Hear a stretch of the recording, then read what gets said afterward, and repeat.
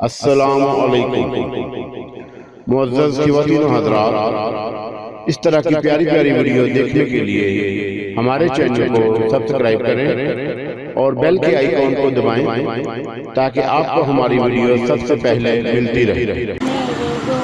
धुएं का गुबार आहिस्ता आहिस्ता करीब आता जा रहा था। मैं उसी की सीध में सफ़र कर रहा था और गोश्त भुनने की खुशबू मेरी रहनुमाई कर रही थी। फिर मुझे वो आग नज़र आ गई जिससे धुआं उठ रहा था। बहुत सी लकड़ियां एक दूसरे पर चुनी हुई थी, लेकिन उन पर गोश्त कहीं नज़र नहीं आया। हाँ, उन लकड़ियों के पीछे एक नंग धड़ंग जटाधारी साधु ज़रूर नज़र आ रहा था जिसकी आंखें बंद थीं। उसके पास एक बड़ी सी मिट्टी के बर्तन में एक बरादा सा रखा हुआ था जिसमें से वो मुट्ठी भर भर कर बरादा जलती लकड़ियों पर डालता और गोश्त भुनने जैसी चिरांद सी बरादे के धुएं से उठ रही थी। मुझे थोड़ी सी मायूसी हुई। मैंने तो सोचा था कि अगर कोई गोश्त भून रहा है तो उसका थोड़ा बहुत हिस्सा मुझे भी मिल जाएगा, लेकिन उसी वक्त साधु ने आंखें खोल दी, सुर्ख अंगारा आंखें। वो कुछ लम्हे खामोशी से मुझे देखता रहा, फिर बोला, कौन है तू? दास हूँ महाराज, मिनश हूँ, मेरी आवाज़ निकली। ये अल्फाज मेरे दिल से नहीं, ज़ुबान से निकले थे। मैंने जानबूझकर ये नहीं कहा था। मिनश का कोई नाम भी होता है। नाम और मैंने अपना नाम याद करने की कोशिश की, लेकिन सही नाम याद नहीं आ सका। हाँ, एक नाम मेरे जहन में आया, श्याम सुंदर। श्याम सुंदर, मैंने यही नाम दोहरा दिया। मेरे अल्फाज पर उसने चौंक कर मुझे देखा, फिर ज़ैरे लब बड़बड़ाया, श्याम सुंदर, मगर मेरा ज्ञान कहता है कि तुम्हारा ये नाम नहीं है। फिर क्या है? मैंने किसी कदर झल्लाई हुई आवाज़ में कहा, क्योंकि मेरा दिल भी इस नाम को नहीं मानता था। लेकिन मुझे याद क्यों नहीं आता कि मेरा असल नाम क्या है? ये तो समय बताएगा, बूढ़े साधु ने कहा। फिर चौंक कर बोला, भूखे हो? हाँ, मैंने बेतुकान से कहा। लक्ष्मी, अरे ओ लक्ष्मी! बूढ़े की आवाज़ के जवाब में दरख्तों के पीछे से पायल की छन छन सुनाई दी और फिर एक अप्सरा सामने आ गई। देहाती तर्ज के कपड़े पहने, चांदी के जेवर छिनकाती वो सामने आई तो मैं देखता रह गया और उसने भी चौंक कर मुझे देखा और बोली, अरे ये कौन है? भूखा, बूढ़े साधु ने कहा। सदा का भूखा, लक्ष्मी ने कहा। ये तो तू जान, बूढ़ा बोला। तो अब मैं इसका क्या करूं? अचार डालकर मटके में रख दे, बूढ़े ने किसी कदर गुस्से में कहा और लड़की हंस पड़ी। फिर बोली, हाय दिया, इतना बड़ा मटका मैं कहाँ से लाऊंगी?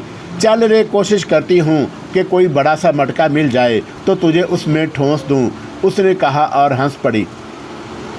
मैं झटक कर खड़ा रहा तो उसने बेतकल्फ़ी से आगे बढ़कर मेरा हाथ पकड़ लिया और बोली, अब चल भी, या तुझे धकेलने के लिए इंजन मंगवाऊँ? आखिरकार मैं उसके साथ चल पड़ा। दरख्तों के पीछे एक काफ़ी बड़ी झोंपड़ी बनी हुई थी जिसके सामने बड़ा सा अहाता था। अहाते के आगे लकड़ी का गेट बना हुआ था। वो मुझे अंदर ले गई। हाँ रे भूखे, अब बोल, क्या खाएगा? अरे हाँ, अपना नाम तो बता। मुझे नहीं मालूम, मैंने झल्लाई हुई आवाज़ में कहा। क्या नहीं मालूम? वो हैरानी से बोली, नाम? तुझे अपना नाम नहीं मालूम? हाँ, ये लोग मुझे श्याम सुंदर कहते हैं, लेकिन मेरा दिल इस नाम को नहीं मानता। अजीब बात है, वैसे तेरा नाम श्याम सुंदर नहीं हो सकता, क्योंकि खाली सुंदर होना चाहिए, क्योंकि तू वाकई बड़ा सुंदर है। मैं तेरे लिए खाने को ले आऊँ? ये कहकर वो झोंपड़ी से बाहर निकल गई और कुछ देर के बाद एक प्याले में दूध और बहुत से फल ले आई। मैंने इंतज़ार नहीं किया और जब तक मैं खाता रहा वो खामोशी से मुझे देखती रही। फिर मैं शिकमसीर हो गया तो उसने एक तरफ इशारा करके कहा, वो कुटिया पड़ी है, जाकर सो जा। नींद भर जाए तो जाग जाना, तुझसे फिर बातें करूँगी। सो जाऊँ तो और क्या? अब मैं क्या तेरा सर गोद में रखकर तुझे सुलाऊँ? उसने कहा और फिर हंस पड़ी। मैं खामोशी से पलंग की तरफ चल पड़ा। वो भी झोंपड़ी के दरवाजे से बाहर निकल गई। पलंग पर लेटकर मैं थोड़ी देर तक उसके बारे में सोचता रहा और फिर सो गया। जागा तो रात हो चुकी थी, उठकर बैठ गया। अब क्या करूं? झोंपड़ी से बाहर निकल आया। बाहर ठंडी हवा चल रही थी और उसी वक्त मुझे एक साया सा नज़र आया और बस इधर उधर देखने लगा। बूढ़ा साधु था, लेकिन जिस अंदाज में वो चल रहा था उसमें कहीं बुढ़ापा नज़र नहीं आया। वो मेरी तरफ ही आ रहा था और फिर वो मेरे बिल्कुल करीब आ गया। आओ, उसने कहा और एक तरफ मुड़ गया। मैं खामोशी के से उसके साथ साथ चल पड़ा। थोड़ा फासला तय करके वो एक ऐसी जगह पहुंच गया जहां पत्थरों की सिलें पड़ी हुई थी। उसने मुझे बैठने का इशारा किया और ख़ुद भी बैठ गया। मेरा नाम ज्ञान चंद्र है, लोग मुझे ज्ञानी के नाम से पुकारते हैं। जी महाराज।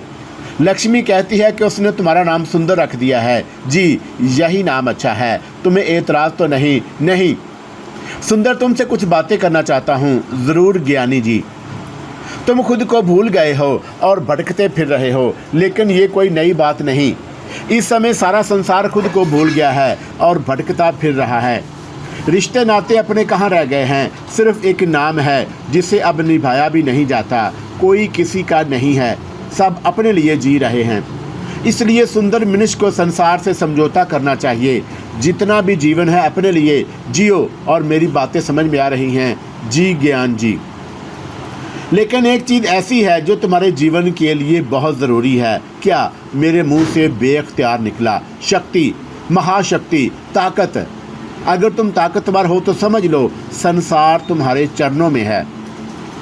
तुम कहना क्या चाहते हो ज्ञानी जी? मेरे अंदर एक अजीब सा एहसास उभरा और उसने चौंक कर मुझे देखा, फिर मुस्कुराकर बोला, अभी अभी मुझे तुम्हारे अंदर से एक नया इंसान झांकता नजर आया। लेकिन तुम जो कुछ भी हो, मुझे उससे गर्द नहीं है। जो मैं कह रहा हूँ उसका मतलब कुछ और है। धरती मान है, आंखों की हद से दूर है, जहाँ चाहो जा सकते हो।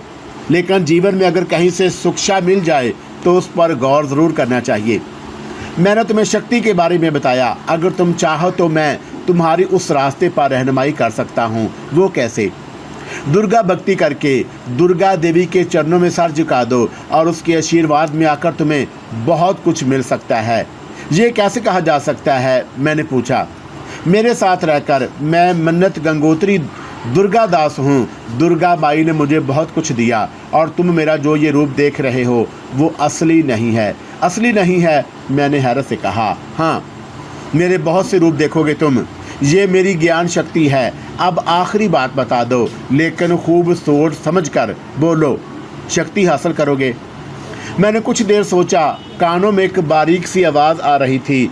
ये आवाज़ कहीं बाहर से नहीं आ रही थी, बस अंदर ही अंदर उठ रही थी। अल्लाह अकबर, अल्लाह अकबर, अल्लाह अकबर, अल्लाह अकबर। किस सोच में पड़ गए? मैं अभी जवाब नहीं दे सकता। आखिर मैंने कहा, क्यों? मुझे सोचने का वक़्त दो। वो पुरख्याल नज़रों से मुझे देखने लगा जैसे कुछ सोच रहा हो और फिर वो गहरी सांस लेकर बोला, चलो ठीक है, समय तुम्हें बहुत कुछ समझा देगा। चलो रात बहुत हो गई है, सो जाओ। पूरा घर पड़ा है, जो जगह अच्छी लगे वहाँ सो जाओ। इस नगरी में तो तुम पूरी तरह सुरक्षित हो। ये कहकर वो उठा और मज़ीद कुछ कहे बगैर एक तरफ चलता हुआ नज़रों से उजल हो गया। दूसरी सुबह बहुत खूबसूरत थी। दिन की रोशनी में यहाँ के मनाज़र बेहद दिलकश थे। मैंने एक जगह से मुंह हाथ धोया, फिर मुझे वही लड़की लक्ष्मी नज़र आई जो इस वक्त के बाद से अब नज़र आई थी। वो मेरे लिए नाश्ता लाई थी। अरे लक्ष्मी, तुम कहाँ चली गई थी? तुम्हें मेरा नाम मालूम है? हाँ, क्यों नहीं, कैसे? उस वक्त गंगोत्री जी ने तुम्हें तुम्हारे नाम से पुकारा था। ओह अच्छा, तुम उदास क्यों हो लक्ष्मी? और उस वक्त तुम पहले से बहुत मुख्तलिफ लग रही हो। मैं दरगाह भून जा रही हूँ। कहाँ? दरगाह भून?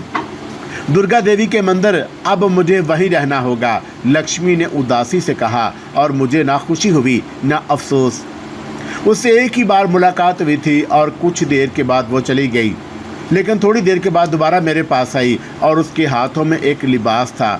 इसे पहन लो और कुछ देर के बाद तुम्हें गंगोत्री महाराज के साथ जाना होगा। कहाँ? शहर, उसने मुख्तसरन कहा। कौन से शहर? कुछ तो बताओ। ये महाराज ही बताएंगे, उसने कहा और बेरुखी से चली गई। मैंने अपना लिबास देखा, जूते तक मौजूद थे। लिबास बेहद खूबसूरत था, लेकिन दिमाग में थोड़ी सी उलझन ज़रूर थी। अभी तक तो ये भी पता नहीं लगा कि मैं कौन सी जगह हूँ।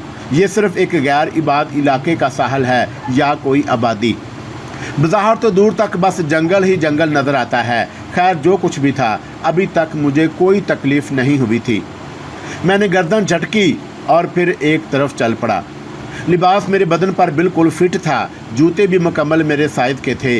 वाकई मैं खूब सज गया था। लेकिन उस वक़्त मैं हैरान रह गया जब दरख्तों की दूसरी तरफ से धोती कुर्ते में गंगोत्री आता नजर आया, और पहले भी उसका चेहरा उसकी सेहत के मुताबिक नहीं लगता था। अपनी फिटनेस के लिहाज से वो एक शानदार तंदुरुस्ती का मालिक नज़र आता था, बस चेहरा बूढ़ों का था। लेकिन इस वक्त वो बहुत शानदार लग रहा था। मेरे करीब आकर उसने पसंदीदा नज़रों से मुझे देखा, फिर बोला, तुम सचमुच सुंदर हो, बहुत अच्छे लग रहे हो। जानते हो मैं तुम्हें कहाँ ले जा रहा हूँ? नहीं महाराज, एक ऐसी दुनिया में जो तुम्हें बहुत अच्छी लगेगी। संसार में औरत मर्द के लिए जीने का रास्ता है। मैं तुम्हें वहाँ ले जा रहा हूँ जहाँ का सबसे बड़ा सुख, मैंने तुमसे कहा था कि मेरे बहुत से रूप हैं। जी देखो आज मेरा नया रूप। ये कहकर उसने अपने चेहरे से एक मास्क जैसी चीज़ उतार दी और एक नया चेहरा नमूदार हो गया। उसका रंग तांबे जैसा था, नकूश भी अच्छे थे, सेहत की सुर्खी उसके चेहरे से झलक रही थी। बिल्कुल ही जदीद इंसान लग रहा था। मैं हैरत से उसे देखता रह गया। फिर मैंने कहा, ये आपका असल चेहरा है ज्ञानी महाराज? नहीं, वो असल चेहरा था। नहीं, उसने कहा और फिर कहका मार कर हंस पड़ा। फिर बोला कि संसार में किसी का चेहरा असल नहीं है। एक एक मनुष्य के अनेक रूप होते हैं, सामने कुछ अंदर कुछ। चलो छोड़ो, मैं कैसा लग रहा हूँ? बहुत शानदार, मैंने कहा। और उस वक़्त मुझे किसी इंजन जैसी गड़गड़ाहट सुनाई दी और मैंने चौंक कर आवाज़ की सिमत देखा। यहाँ इस झोंपड़े के आसपास कोई पगडंडी भी नहीं थी, लेकिन वो कीमती कार उछलती कूदती इस तरफ आ रही थी। कुछ लम्हों के बाद वह हमसे कुछ फासले पर रुक गई। ड्राइविंग सीट पर एक ड्राइवर किस्म का आदमी नीचे उतरा और उसने खामोशी से कार का पिछला दरवाज़ा खोल दिया। आओ, गंगोत्री ने कहा और कार के अंदर दाखिल हो गया और मुझे उसने अपने पास ही बिठाया था। कार पहले रिवर्स हुई और फिर सीध में चल पड़ी। मैं हैरत से कार की खिड़की से बाहर देखने लगा। आज तक मुझे इस जगह के बारे में कोई अंदाज़ा नहीं हो सका जहां समुंदर की लहरों ने मुझे ला फेंका था। कार आगे बढ़ती रही और फिर वह जंगल से निकलकर एक पक्की सड़क पर आ गई। अब इक्का दुक्का इमारतें भी नज़र आने लगी। मैं खामोशी से अपनी जगह बैठा हुआ था। फिर बाकायदा शहर शुरू हो गया। अच्छी खासी इमारतें थी, बाज़ार थे, रास्ते तय होते रहे और फिर कार एक सड़क पर मुड़ गई और पहली बार गंगोत्री ने मुझे मुखातब किया, सुंदर। जी महाराज, मैंने चौंक कर कहा। इस जगह को पहचानते हो? नहीं महाराज, मैं पहले यहाँ कभी नहीं आया। ये तो हो ही नहीं सकता। हाँ, ये अलग बात था कि जिस तरह बहुत कुछ तुम्हारे मन से निकल गया है, उसी तरह ये जगह भी। खैर, मैं तुम्हें कुछ समझाना चाहता हूँ। जी महाराज, ये जगह संसार का सबसे बड़ा जंजाल है। जंजाल है? मैंने कहा। हाँ, नाग मंडल है ये। लेकिन यहाँ नाग नहीं, नागने होती हैं, खूबसूरत नागने, जिनका कांटा पानी भी नहीं मांग सकता। ये मकड़ियों की तरह अपने प्रेम जालों में फांसती हैं और बस मिनशतारा जीवन उन जालों में लिपटा रहता है। ये हुस्न की मंडी है, मगर तुम्हें होशियार रहना है। कोई ऐसा काम ना करना जिससे जीवन की सांसें दूभर हो जाएं। फिर हम दोनों एक खूबसूरत घर में दाखिल हुए। जैसे ही हमने अंदर कदम रखे, किसी तरफ से दो खूबसूरत लड़कियां नमूदार हुई और उन्होंने बड़ी तहजीब के साथ हाथ जोड़कर हमें ताज़ीम दी और फिर एक तरफ इशारा करके हमारे आगे चल पड़ी। उसके बाद उन्होंने कमरे का दरवाज़ा खोला और झुक कर खड़ी हो गईं। गंगोत्री बड़ी शान से अंदर दाखिल हो गया। दूसरी तरफ बहुत बड़ा हालनुमा कमरा था। फर्श पर कालीन बिछे थे, कालीनों पर सफ़ेद चादरें बिछी हुई थी। जा बजा गाँव तकिए लगे थे और इन गाँव तकियों से मुअज़्ज़ज़ लोग टिके बैठे थे। बाहर से उस माहौल का अंदाज़ा भी नहीं होता था, लेकिन एकदम मेरे जहन में चूंटियाँ सी रेंगने लगी। ये माहौल मेरे लिए अजनबी नहीं है, मैं इस माहौल का शनासा हूँ। कभी न कभी, कहीं न कहीं मैंने ये सब देखा है। कब, कहाँ, ये याद नहीं था।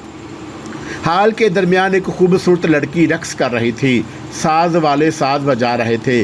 कुछ और लड़कियां भी एक तरफ बैठी हुई थी और उनके साथ ही एक किसी कदर उम्र रसीदा औरत भी थी। औरत की निगाह हम पर पड़ी तो अचानक उसने हाथ उठाया और सारे साथ रुक गए। रक्स करने वाली लड़की भी रुक गई और औरत जल्दी से अपनी जगह से खड़ी हो गई, 2 कदम आगे बढ़ी और बड़े अदब से बोली, अरे गंगू महाराज, और इस तरह अचानक क्यों? भाग भरी क्या? हम ऐसे नहीं आ सकते। गंगोत्री ने मुस्कुराते हुए कहा। कैसी बातें कर रहे हैं महाराज, आपके चरणों से दीपक जलते हैं। मैंने तो ऐसे ही पूछा था। तो फिर अपना काम जारी रखो, गंगोत्री ने कहा। आप इधर आ जाइए, भागभरी ने कहा और हम दोनों एक तरफ बैठ गए।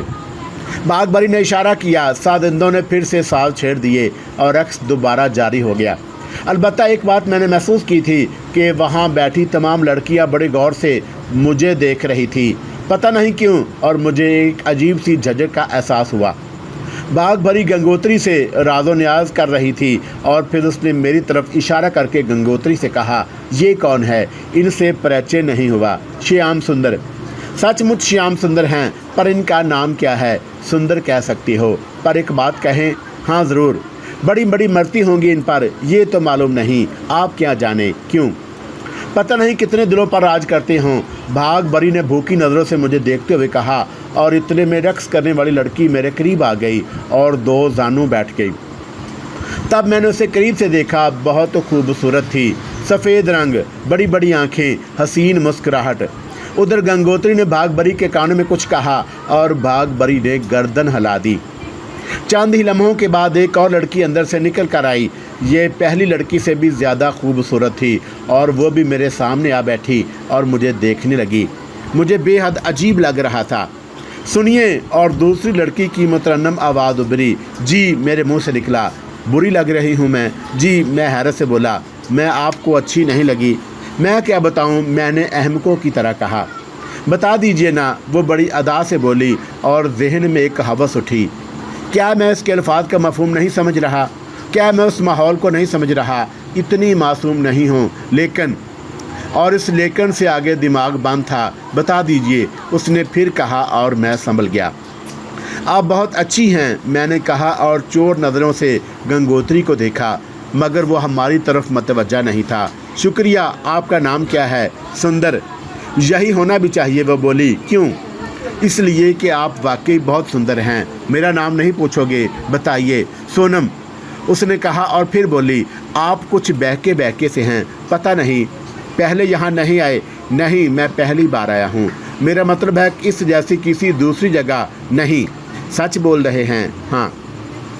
आइए कहीं और चलकर बातें करते हैं, दूसरे लोग बुरा मान रहे होंगे, उसने कहा और मैंने गंगोत्री की तरफ देखा और उसकी इजाज़त के बगैर कैसे कहीं जा सकता था। लेकिन सोनम ने मेरा हाथ पकड़ लिया और मुझे खींच कर उठाने लगी, तो मैंने एक बार फिर गंगोत्री की तरफ देखा। गंगोत्री को शायद मेरी परेशानी का एहसास हो गया और उसने गर्दन हिलाते हुए कहा, जाओ जाओ, यहाँ हर शख्स को आज़ादी है, कोई किसी का पाबंद नहीं, आराम से जाओ। बच्ची क्या कह रही है? कहाँ ले जा रही है? इसकी सुनो। गंगोत्री ने मुझे इजाज़त दे दी और सोनम मुझे लिए हुए उस हाल के दरवाजे से बाहर निकल गई। दूसरी लड़की ने फिर रक्स शुरू कर दिया था। ये जगह बहुत शानदार थी, हर तरफ कीमती कालीन, खूबसूरत पर्दे। वो मुझे लिए हुए एक बैरूनी बरामदे जैसी जगह पर पहुंच गई, जिसे बड़ी खूबसूरती से गमलों से आरास्ता किया गया था। इन गमलों में फूल लगे हुए थे, जिनकी महक चारों तरफ चकराती फिर रही थी। वहाँ पहुंचकर वह रुकी, फिर बोली, आप तो कुछ बोलते ही नहीं सुंदर महाराज। बस यहाँ जो कुछ हो रहा है वो मेरी समझ से बाहर है, मैंने ऊपरी ऊपरी सांसें लेते हुए कहा और वो खूब हंसी, फिर बड़े प्यार से बोली, हाय कितने प्यारे लग रहे हैं आप, ऐसी मासूम बातें करते हुए। ये नाचने गाने वालों के घर हैं और यहाँ यही सब कुछ होता है। गंगोत्री महाराज ने आपको यहाँ लाते हुए ये सब नहीं बताया था? नहीं, यही बात है कि आपको ये सब अच्छा लग रहा है या बुरा। आपने उस लड़की को नाचते हुए देखा? हाँ, आप भी रक्स करती हैं। मोरनी को कभी मोर के लिए नाचते हुए देखा है आपने? कभी नहीं। अपने मोर के लिए नाचती है वो, और मैं भी आपके लिए नाच सकती हूँ। ओहो, मगर मैं आगे कुछ ना बोल सका। अच्छा एक बात बताइए। हाँ पूछें। गंगू जी से आपका क्या संबंध है? दोस्त हैं मेरे। क्या ये दोस्ती पुरानी है? नहीं, ज़्यादा पुरानी नहीं। हाँ, मैं इसलिए ये कह रही हूँ कि आप इससे पहले कभी उनके साथ नहीं आए। वो अक्सर यहाँ आते हैं? मैंने पूछा। हाँ अक्सर। बड़े मनमौजी और बड़े अमीर हैं। जब भी आते हैं लाखों लुटा कर जाते हैं। सब लोग उनका इंतज़ार करते रहते हैं। यहाँ गुजरने वाला वक्त बेमिसाल था।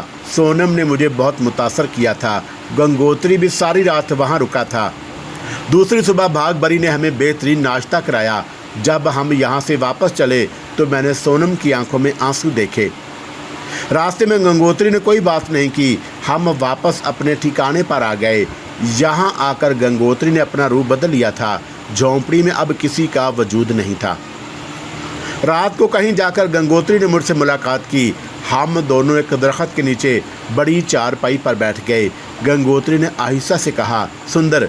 जी महाराज। मैंने नरम लहजे में कहा। गंगोत्री मुझे पसंद था। उस शख्स की ज़ात से मुझे कोई तकलीफ़ नहीं पहुंची थी, बल्कि वो बड़े खलूस से मेरी हर ज़रूरत पूरी करता था। उसने मुझे खुश रखने का एहतमाम भी किया था, जिसके लिए मैं उसका शुक्रगुजार भी था। यही सवाल उसने किया। एक बात तुमसे पूछना चाहता हूँ। जी महाराज। तुम मेरे साथ खुश हो? हाँ, आप बहुत अच्छे इंसान हैं।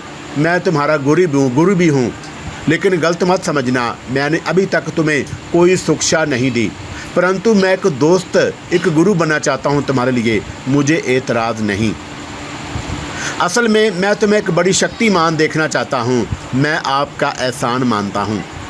इस संसार में जीते तो सभी हैं, लेकिन कुछ लोग रो रो कर जीते हैं और कुछ खुश रहकर जीने के रास्ते तलाश करने पड़ते हैं और उनके लिए कुछ करना पड़ता है। मैं तुम्हें पहला सबक ये देना चाहता हूँ कि दीन धर्म जो कुछ भी है, लेकिन संसार में शक्ति ही सबसे बड़ा धर्म है। तुम शक्तिमान बनो, सब कुछ तुम्हारा है। मैं तुम्हें एक बड़ी तीसी का दास बनाना चाहता हूँ। कौन सी तीसी? रासमणी। और उसके बहुत से नाम हैं जो तुम्हारे सामने भी आ चुके हैं। मियामणि, दुर्गा पंचम, मगर उसका असल नाम रासमणी है। और उसके बारे में बस इतना जान लो कि वो संसार की बहुत बड़ी शक्ति है। उसका साथ मिल जाए तो दुनिया तुम्हारे सामने बहुत छोटी हो जाएगी। माजी में तुम्हारे साथ जो कुछ हो चुका है उसे भूल जाओ। बहुत कुछ होगा, तुम्हारे मन में सब को मिटा दो। हाल के बारे में सोचो। रासमणी का दास बनकर तुम्हें जो कुछ मिल जाएगा उसके बारे में तुम सोच भी नहीं सकते। तुम इस संसार को हैरान कर दोगे और फिर संसार तुम्हारे चरणों में होगा। मुझे ये कैसे करना होगा? मैंने कहा, मैं सिखाऊंगा।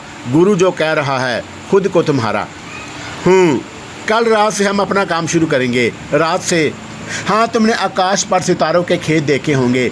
उन सितारों में हर सितारे की एक कहानी होती है। तुम्हें उनसे दोस्ती करनी होगी और ये कदम कदम पर तुम्हारा साथ देंगे। तुम्हें सारे संसार के बारे में बताएंगे। क्या समझे?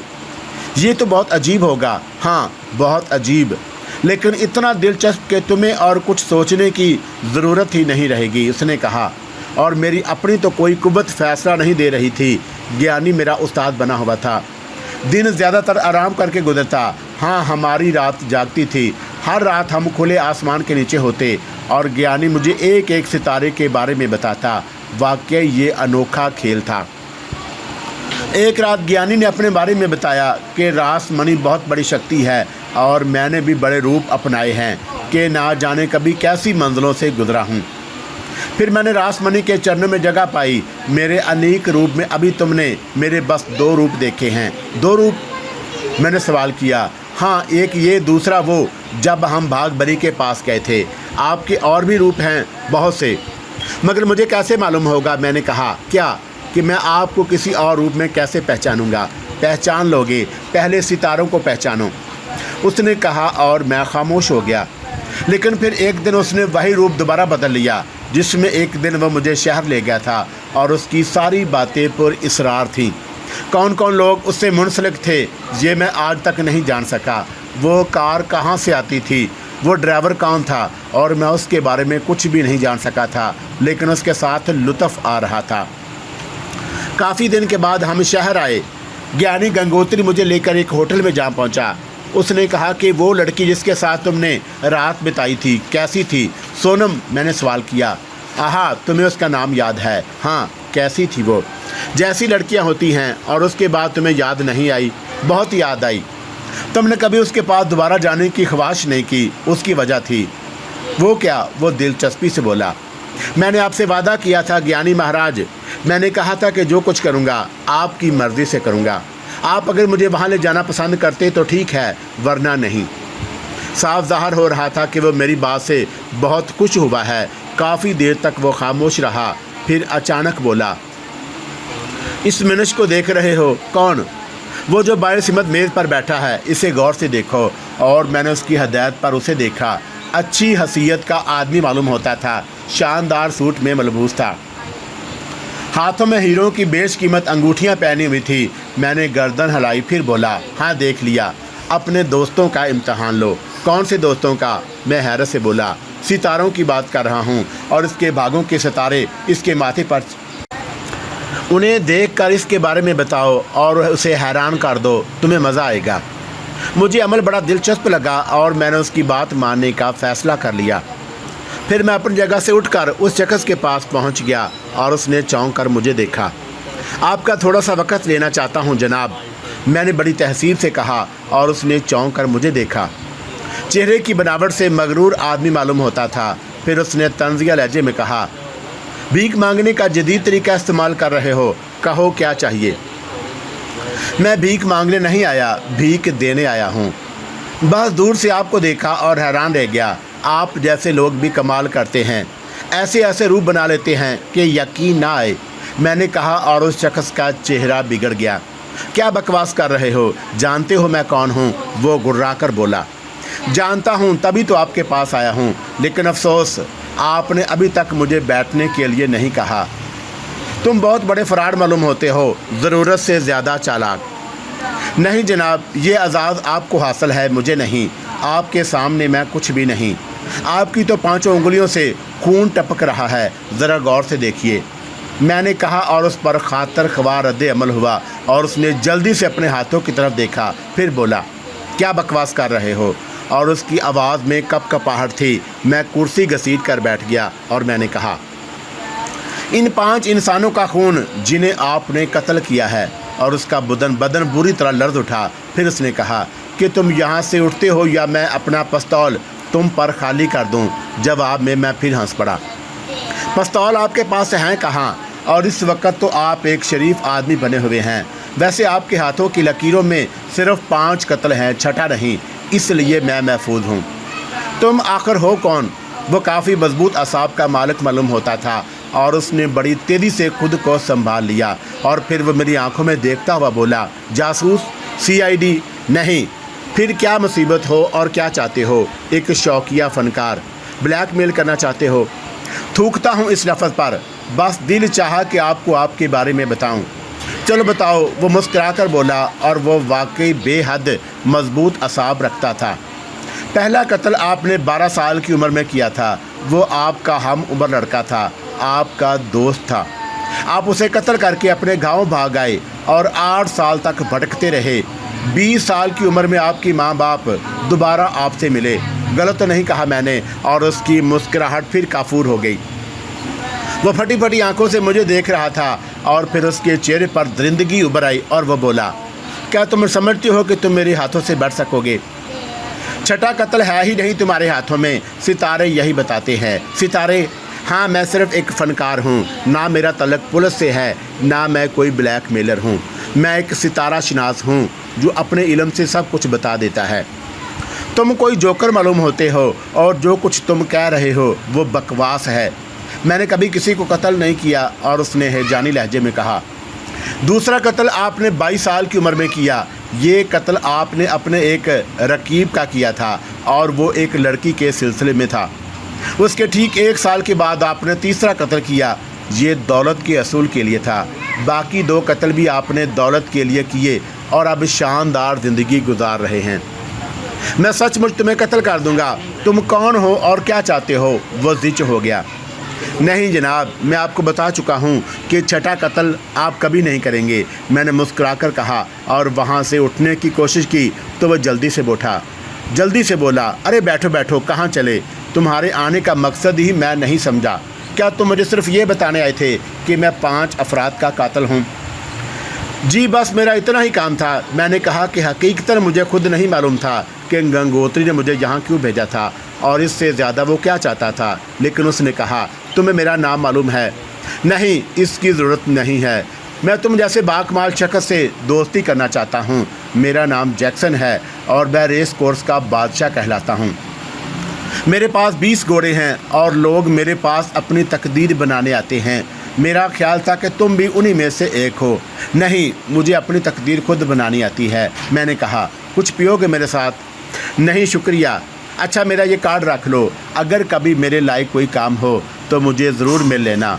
उसने जेब से अपना खूबसूरत कार्ड निकालकर मुझे दिया और मैं उसे जेब में रखकर वापस ज्ञानी के पास आ गया। वो मुस्कुरा दिया, कहने लगा कि तुम्हारे अंदर एक बड़ी खूबी है। क्या? मैंने बैठते हुए कहा।